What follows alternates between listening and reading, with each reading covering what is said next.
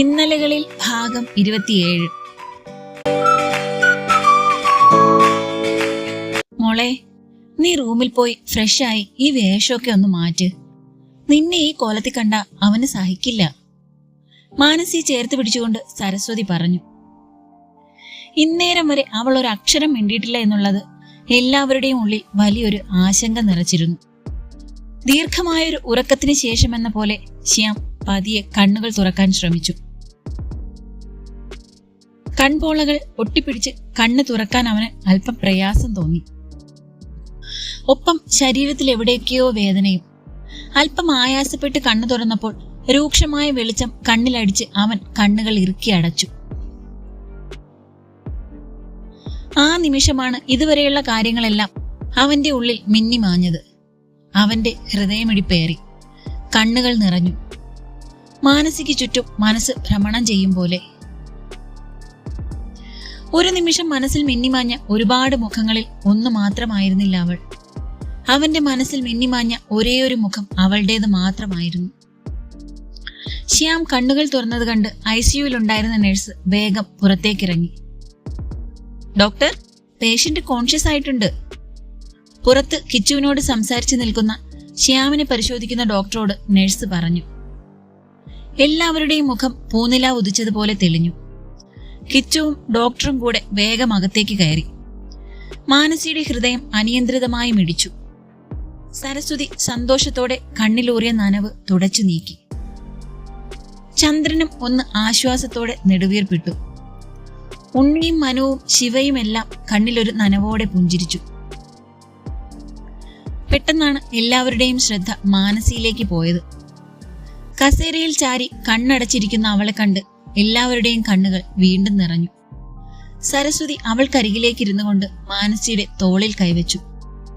മാനസി കണ്ണു തുറന്നു നോക്കിയപ്പോൾ അവളെ തന്നെ നിറകണ്ണുകളോടെ നോക്കിയിരിക്കുന്ന സരസ്വതിയെ കണ്ട് അവൾ ആ മാറിൽ പറ്റിച്ചേർന്നു.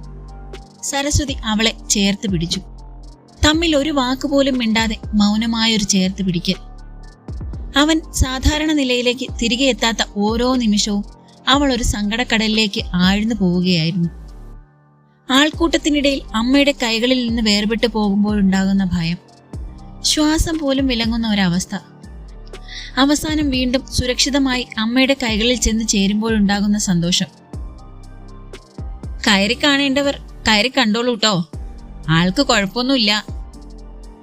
പിന്നെ ഹെഡ് ഒരു പർട്ടിക്കുലർ പൊസിഷനിൽ നിന്ന് മാറാതെ ശ്രദ്ധിച്ചാൽ മതി.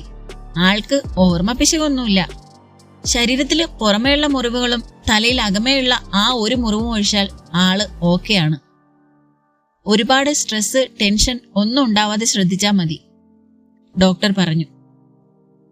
കയറി കാണുന്നതൊക്കെ കൊള്ളാം, ഹെഡ് ഇഞ്ചുറിയാണ്, ഇൻഫെക്ഷൻ ആവും, വളരെ ശ്രദ്ധിക്കണം, ഡോക്ടർ പറഞ്ഞു. മോളെ, നീ എണീക്ക്, നിനക്ക് കാണണ്ടേ അവനെ. സരസ്വതി അവളെ പിടിച്ചെണീപ്പിക്കാൻ ശ്രമിച്ചു.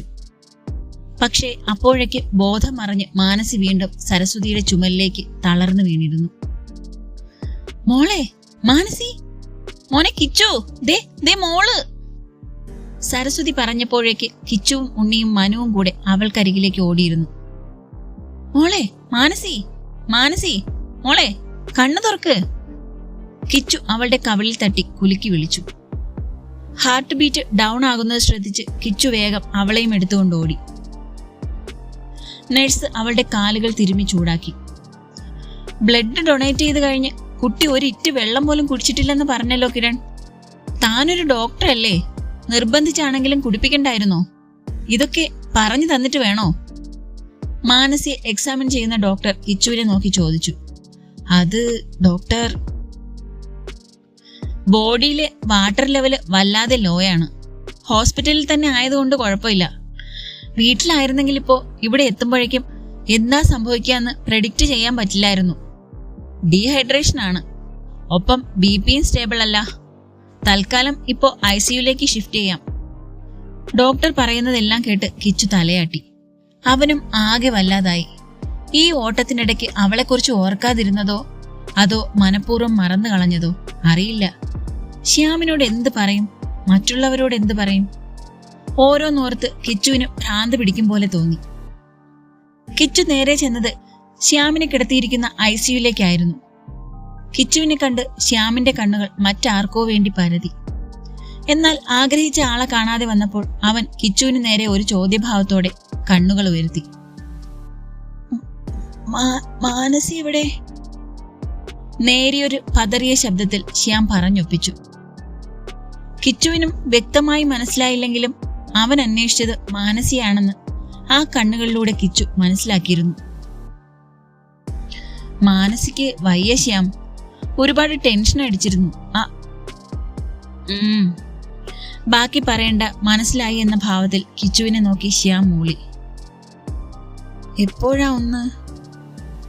അധികം പോയില്ലടാ.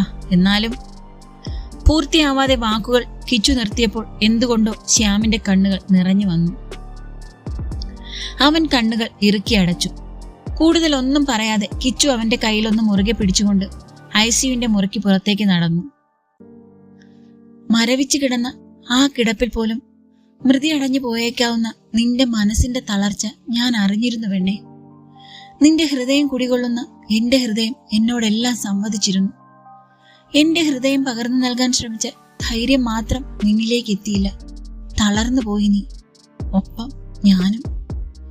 ഞാൻ തളർന്നത് എന്റെ ശരീരത്തിൽ നിന്ന് രക്തമൊഴുകിയപ്പോഴല്ല, നിന്റെ ഹൃദയം പിളർന്ന് രക്തമൊഴുകിയപ്പോഴായിരുന്നു. കടന്നുപോയ ഓരോ നിമിഷവും ഞാൻ അറിഞ്ഞിരുന്നു നിന്റെ വേദനകൾ. ഒരാഴ്ച കഴിഞ്ഞിരുന്നു മാനസി പൂർണ്ണമായും ആരോഗ്യം വീണ്ടെടുക്കാൻ. പക്ഷെ ഈ ദിവസങ്ങളിൽ ഒരിക്കൽ പോലും അവൾ ഒരക്ഷരം ആരോടും മിണ്ടിയില്ല. ആരെങ്കിലും എന്തെങ്കിലും ചോദിച്ചാൽ പോലും തലയാട്ടുകയല്ലാതെ അവൾ ഒന്നും മിണ്ടാറില്ല. ശ്വേതയും മഹിയും എല്ലാ ദിവസവും വരാറുണ്ട് അവളെ കാണാൻ. മാനസി ഒഴികെ മറ്റെല്ലാവരും ശ്യാമിനെ കയറി കണ്ടിരുന്നു.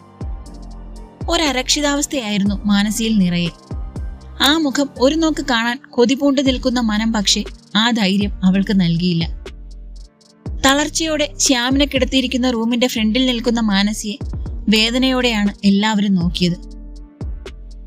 ചുരുങ്ങിയ ദിനങ്ങൾ കൊണ്ട് തന്നെ അവൾ ആകെ മാറിപ്പോയിരുന്നു. കണ്ണുകൾ കുഴിഞ്ഞ് ക്ഷീണിച്ച് മാനസിയെ അല്ലെന്ന് തോന്നും പോലൊരു രൂപം. അവളുടെ നിൽപ്പ് കണ്ട് എന്തോ തീരുമാനിച്ചുറപ്പിച്ച പോലെ കിച്ചു അവളുടെ കയ്യും പിടിച്ച് മുന്നോട്ട് നടന്നു. എന്തെന്ന് മനസ്സിലാകാതെ അവനെ നോക്കിയ മാനസി കിച്ചു ശ്യാമിനെ കിടത്തിയിരിക്കുന്ന ഡോറിന്റെ വാതിൽ തുറക്കുന്നത് കണ്ട് ഞെട്ടലോടെ കൈകൾ വേർപെടുത്താൻ ശ്രമിച്ചു. പക്ഷേ കിച്ചു ഒന്നുകൂടെ മുറുകെ പിടിക്കുകയാണ് ചെയ്തത്. പെട്ടെന്ന് റൂമിന്റെ ഡോർ തുറക്കുന്നത് കേട്ട് ശ്യാമും സരസ്വതിയും നോക്കുമ്പോഴാണ് മാനസിയെയും കിച്ചുവിനെയും കണ്ടത്. സരസ്വതി ഒന്നും മനസ്സിലാക്കാതെ അവരെ നോക്കിയപ്പോൾ അവളുടെ മുഖത്ത് തന്നെ മിഴികൾ ഉറപ്പിച്ച് നിൽപ്പായിരുന്നു അവൻ. അവനെ നോക്കാതെ അവളും. ആകെ ക്ഷീണിച്ച അവളുടെ ശരീരഭാഷയും സാരി വാരിച്ചുറ്റിയ കോലവും പാറിപ്പറന്നു കിടക്കുന്ന മുടിയിഴകളും തിളക്കം നഷ്ടപ്പെട്ട കണ്ണുകളും പുഞ്ചിരി മറന്ന അധരങ്ങളും കറുപ്പ് ബാധിച്ച കൺപോളകളും അങ്ങനെ എല്ലാം അവന്റെ നെഞ്ചിലൊരു മിന്നലായി പതിഞ്ഞു. മാനസിയുടെ വെറും നിഴൽ മാത്രമാണ് ആ രൂപമെന്ന് അവന് തോന്നി. ഇതുവരെ അവൾ തന്നെ ഒരു നോക്ക് കാണാൻ പോലും അരികിൽ വരാതെ ഇരുന്ന ആ കുഞ്ഞു പരിഭവം അവന്റെ മനസ്സിൽ നിന്ന് എങ്ങോ ഓടിയൊളിച്ചു. കിച്ചുവും സരസ്വതിയും മുറിയിൽ നിന്ന് ഇറങ്ങിപ്പോയതോ വാതിലടച്ചതോ ഒന്നും ഇരുവരും അറിഞ്ഞിരുന്നില്ല. തന്റെ ഉയർന്നു താഴ്ന്ന ഹൃദയമിടിപ്പിനെ പിടിച്ചു നിർത്താൻ ശ്രമിക്കുകയായിരുന്നു മാനസി. അവന്റെ മുഖത്ത് നോക്കാനുള്ള ധൈര്യം ആ നിമിഷവും അവൾക്ക് കൈവന്നിട്ടില്ലായിരുന്നു. അവൻ അരികിലേക്ക് പോകണമെന്നുണ്ട്, പക്ഷെ കഴിയുന്നില്ല. കൈകാലുകൾക്ക് വല്ലാത്ത ഒരു തളർച്ച. ഒരടി ചലിക്കാനാവുന്നില്ല. മാനസി. അവൻ അരികിലേക്ക് ചെല്ലുന്നില്ലെന്ന് കണ്ട് അവൻ വിളിച്ചു. ഒരുപാട് നാളുകൾക്ക് ശേഷം ആ സ്വരം വീണ്ടും കാതിൽ പതിയുമ്പോൾ ശ്വാസം വിലങ്ങിയ പോലെ മാനസി മുഖമുയർത്തി അവനെ നോക്കി. തലയിൽ ഒരു വലിയ കെട്ടുണ്ട്. കവിളിൽ നിന്ന് തൊലി പോയിട്ടുണ്ട്. ഇടത് കൈയിൽ പ്ലാസ്റ്റർ ഇട്ടിട്ടുണ്ട്. ഇടത് കവിളിലെ തൊലി കുറച്ചു പോയിട്ടുണ്ട്. ഇടത് കാലിലും ബാൻഡേഡ് ചുറ്റിയിട്ടുണ്ട്. കണ്ണുകൾ അവനിലെ ഓരോ പൊട്ടും പൊടിയും അളന്നെടുക്കുന്ന തിരക്കിൽ അവളുടെ കാലുകൾ അവൾ അറിയാതെ തന്നെ അവനരികിലേക്ക് ചലിച്ചു. അവനരികിലേക്ക് ഒരു ശില പോലെ നടന്നെടുക്കുന്ന മാനസിയിൽ തന്നെ അവന്റെ കണ്ണുകളും ഉടക്കി നിന്നു. അവളുടെയും കണ്ണുകൾ അവനിൽ തന്നെയായിരുന്നു. ബെഡിൽ തലയണ വെച്ച് ഭിത്തിയിലേക്ക് ചാഞ്ഞിരിക്കുന്ന അവനരികിലേക്ക് അവൾ ചേർന്ന് നിന്നു. അവന്റെ മുഖം കൈകളിൽ ചേർത്ത് വെച്ച് യാന്ത്രികമായി തന്നെ അവന്റെ നെറ്റിയിൽ അധരങ്ങൾ അമർത്തി അവൾ. ഒരേ നിമിഷം ഒരേപോലെ ഇരുവരുടെയും കണ്ണുകൾ അടഞ്ഞിരുന്നു. അധരങ്ങൾ അടർത്തി മാറ്റാതെ അവൾ അങ്ങനെയേ നിന്നു. അവളുടെ നെഞ്ചരികിലേക്ക് ചേർന്നിരിക്കുന്ന അവന്റെ കാതുകൾ അനിയന്ത്രിതമായി മിടിക്കുന്ന അവളുടെ ഹൃദയത്തെ അറിയുന്നുണ്ടായിരുന്നു. ഒരു കൈയാൽ അവൻ അവളെ തന്നോട് ചേർത്തു. അധരങ്ങൾ അടർത്തി മാറ്റി മെല്ലെ വിരലുകളാൽ അവന്റെ മുഖത്താകെ തഴുകി അവൾ. അവനെക്കുറിച്ചുള്ള വേവലാതികൾ അവൻ ആ മിഴികളിൽ നിന്നും വായിച്ചെടുത്തു. അനുസരണയില്ലാതെ ചലിക്കുന്ന അവളുടെ കണ്ണുകൾ അവന്റെ മുറിവുകളുടെ ആഴം അളക്കുകയായിരുന്നു. എന്നാൽ അവളുടെ ഹൃദയത്തിന്റെ വേദന അളക്കുകയായിരുന്നു അവൻ. മാനസി, ആർദ്രമായി അവൻ വിളിച്ചു.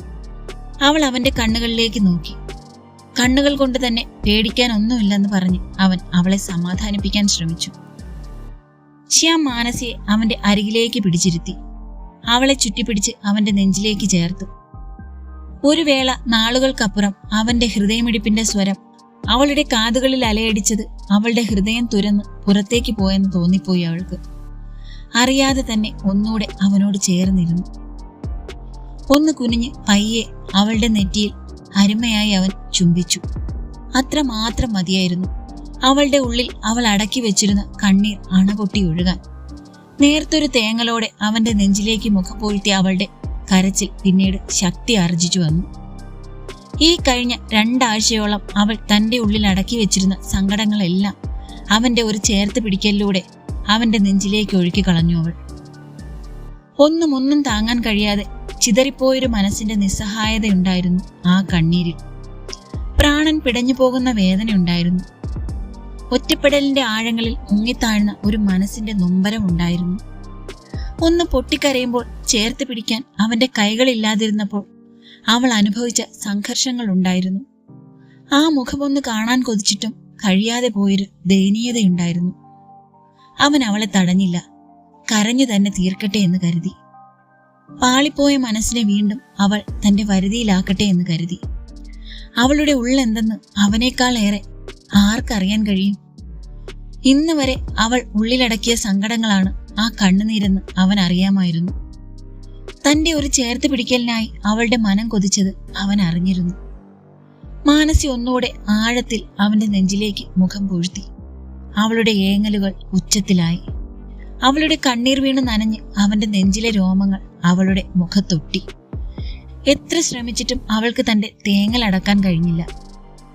ഉള്ളിലെ സങ്കടങ്ങളുടെ കുത്തൊഴുക്കിൽ അവൾ ആകെ തളർന്നുപോയി. അവളുടെ കണ്ണീർ അവന്റെ നെഞ്ചകം പൊള്ളിച്ചു. അവൻ അവളെ പിടിവിടാതെ ചേർത്ത് പിടിച്ചു. അവളുടെ തേങ്ങലിന്റെ ശക്തി കൂടുന്നതും അവൾ തളർന്നു പോകുന്നതുമെല്ലാം അവൻ അറിയുന്നുണ്ടായിരുന്നു. അവളുടെ തലയിൽ മെല്ലെ തഴുകിക്കൊണ്ടിരുന്നതല്ലാതെ അവൻ വേറെ ഒന്നും ചെയ്തില്ല. ഉള്ളു തുറന്നൊന്ന് കരഞ്ഞാലേ അവളുടെ മനസ്സ് ശാന്തമാവുകയുള്ളൂ എന്ന് അവൻ അറിയാമായിരുന്നു. മാനസി, എന്നെ നോക്ക്. ഏറെ നേരത്തെ കരച്ചിലിനൊടുവിൽ അവൾ ഒന്ന് ശാന്തമായപ്പോൾ അവൻ പറഞ്ഞു. പതിയെ മുഖമുയർത്തി നോക്കി അവളുടെ മുഖം കണ്ട് അവന്റെ നെഞ്ച് നീറി. കരഞ്ഞു കരഞ്ഞ് ആകെ വല്ലാതായിരുന്നു അവളുടെ മുഖം. കൺപോളകൾ രണ്ടും വീർത്തു തുടങ്ങി. കണ്ണുകൾ ചുവന്ന് കലങ്ങി. ചുവന്ന മൂക്കിൻ തുമ്പും വിതുമ്പി വിറയ്ക്കുന്ന അധരങ്ങളും മുഖത്ത് പറ്റിപ്പിടിച്ചൊട്ടിയിരിക്കുന്ന കണ്ണീരിന്റെ പശപ്പും, അങ്ങനെ എല്ലാം കൊണ്ടും അവളുടെ മുഖം വല്ലാതെയായി. ഇതെന്ത് കോലാ മാനസി, പോയി ആ മുഖമൊക്കെ ഒന്ന് കഴുകിയിട്ട് വന്നേ, അവൻ അവളെ നോക്കി പറഞ്ഞു. മാനസി അവന്റെ മുഖത്തേക്ക് ഉറ്റുനോക്കി. വീണ്ടും വീണ്ടും അവളുടെ കണ്ണുകൾ നിറഞ്ഞു വന്നു. ഒന്നുമില്ല മാനസി, ഇനി ഇങ്ങനെ കരയല്ലേ, ചങ്ക് പറഞ്ഞു പോകുന്ന പോലെ തോന്നുന്നു നിന്റെ ഈ കോലം കണ്ടിട്ട്, അവൻ അവളുടെ കണ്ണുകൾ തുടച്ചുകൊണ്ട് പറഞ്ഞു. അവൾ അവന്റെ നെഞ്ചിൽ നെറ്റി അമർത്തിയിരുന്നു. ചെല്ല്, പോയി മുഖമൊക്കെ കഴുകി സാരിയൊക്കെ മര്യാദയ്ക്കൊന്ന് ഉടുത്തേ. ആകെ ഉലഞ്ഞുപോയ അവളുടെ സാരി നോക്കി അവൻ പറഞ്ഞു. മാനസി അവനെ നോക്കിയപ്പോൾ ശ്യാം കണ്ണുകൾ കൊണ്ട് ചെല്ലാൻ പറഞ്ഞു. മാനസി അവനെ വിട്ടുമാറി എഴുന്നേറ്റ് വാഷ്റൂമിലേക്ക് നടന്നു. പൈപ്പ് തുറന്ന് വെള്ളം മുഖത്തേക്ക് ഒഴിക്കുമ്പോൾ അവൾക്ക് കണ്ണിനകം ആകെ നീറ്റൽ പോലെ തോന്നി. എങ്കിലും മനസ്സിലെ ഭാരം പകുതിയും കുറഞ്ഞതുപോലെ. ഇപ്പോഴും ആ നെഞ്ചിലെ ചൂട് തന്റെ കവിളിലും നെറ്റിയിലും കണ്ണിലുമെല്ലാം ഉണ്ടെന്ന് തോന്നി അവൾക്ക്. മാനസി വാഷ്റൂമിൽ നിന്ന് ഇറങ്ങി ഉലഞ്ഞുപോയ സാരി നേരെയാക്കി. മാറിൽ നിന്ന് സാരി മാറ്റി ഒന്നുകൂടെ ശരിയാക്കി പിൻ ചെയ്തു. ആ സമയമെല്ലാം അവന്റെ കണ്ണുകൾ അവളുടെ മുഖത്ത് തന്നെ പതിഞ്ഞിരുന്നു. അവളുടെ മേനിയിലേക്ക് അവന്റെ കണ്ണുകൾ അറിയാതെ പോലും പാളി വീണില്ല. എല്ലാം ശരിയാക്കി മാനസി നേരെ നോക്കിയപ്പോഴാണ് അവളെ തന്നെ ഉറ്റുനോക്കിയിരിക്കുന്ന ശ്യാമിനെ കണ്ടത്. പക്ഷെ അവന്റെ നോട്ടം അവളിൽ ചമ്മലോ നാണമോ ഒന്നും ആ നിമിഷം വിരിയിച്ചില്ല. ആ കണ്ണുകൾ തെറ്റായി ഒരിക്കലും അവൾക്ക് മേൽ പതിക്കില്ലെന്ന് 1000 വട്ടം അവൾക്ക് ഉറപ്പുണ്ടായിരുന്നു. ശ്യാമിനെ ഒന്ന് നോക്കി അവൾ വീണ്ടും വാഷ്റൂമിലേക്ക് കയറി. ടർക്കി നനച്ചുകൊണ്ടുവന്ന് അവൻ അരികിലേക്ക് ചെന്ന് അവന്റെ ദേഹം തുടച്ചു. മുഖം തുടയ്ക്കാൻ തുടങ്ങിയ അവളുടെ കൈകളിൽ പെട്ടെന്ന് അവൻ കടന്നു പിടിച്ചു. മാനസി അവനെ നോക്കി. മുഖം തുടയ്ക്കണ്ട, ആ അധരങ്ങളുടെ നനവ് നെറ്റിയിൽ നിന്ന് അടർന്നു പോകണ്ട. നിന്റെ ആ ഒരു ചുംബനത്തിലുണ്ടായിരുന്നു മാനസി നിനക്ക് എന്നോടുള്ള ഇഷ്ടത്തിന്റെ ആഴം. തുടരും. അടുത്ത പാട്ടുമായിട്ട് അടുത്ത ദിവസം കാണാം കേട്ടോ.